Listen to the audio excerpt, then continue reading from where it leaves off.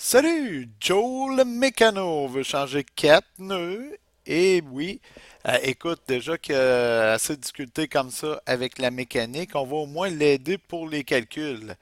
Donc, Joe a magasiné des pneus et chaque pneu vaut 42,50 $. Donc, c'est ce que j'ai représenté ici.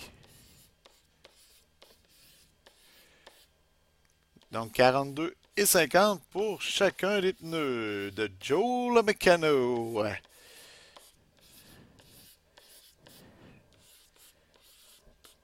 Voilà.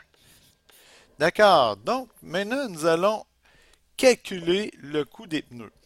Afin de m'aider, ce que je fais, j'ai pris chacun des billets de 20 $ et je les ai replacés ici.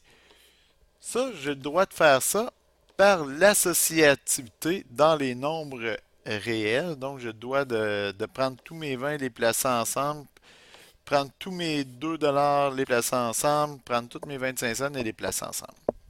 Donc, si je regarde ici, j'ai 20 $ plus 20 $ donne 40. Ici, on va compter dans le fond en bon de 20. Fait que je suis rendu à 60, 80, 100, 120, 140, 160. Donc, ici, j'ai 160 $ pardon, à dépenser pour mes pneus en billets de 20 $.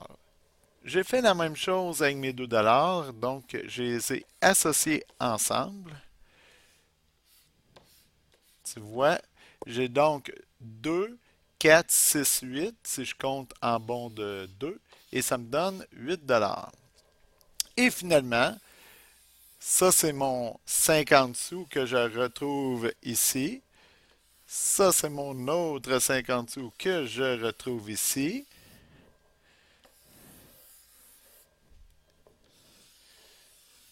Je pense que tu as compris la patente. Ça tourne, ça tourne, ça tourne, on se croirait dans un manège.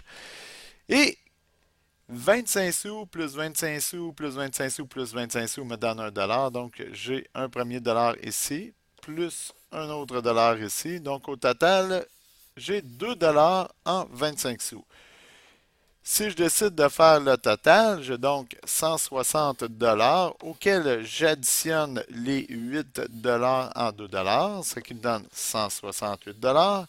Et si je prends mes fameux 168 $ auquel j'additionne mes 2 $ en 25 sous, ça me donne 170 $. Ça, il n'y a pas de problème. Par contre, il y a peut-être moyen d'aller plus vite. Et on appelle ça la multiplication. Car ici, chaque nœud vaut 42,50 $ auquel je multiplie par 4 car il faut que j'achète 4 nœuds. 4 fois 0 centième de dollar me donne 0 centième de dollar. 4 fois 5 dixièmes de dollar, donc ça me donne 20 dixièmes. Mais 20 dixièmes, comme on a déjà vu des nombres décimaux, c'est aucun dixième et deux entiers. Ensuite de ça, 4 nœuds fois 2 $ va me donner 8 $ auquel j'additionne mon 2 $ que j'avais déjà. Donc, je suis rendu à 10 $, mais 10 $, c'est une dizaine de dollars. C'est la raison pour laquelle je me maintenu.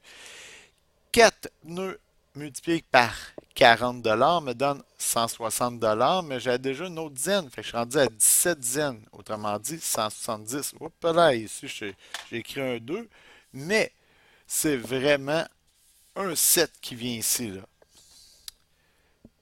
Là, j'ai fait un Joe mécano de moi-même. Tiens, on vient de réparer le tout. Et c'est la raison pour laquelle ça me coûte 170 $. Et si on regarde un petit peu plus loin, là,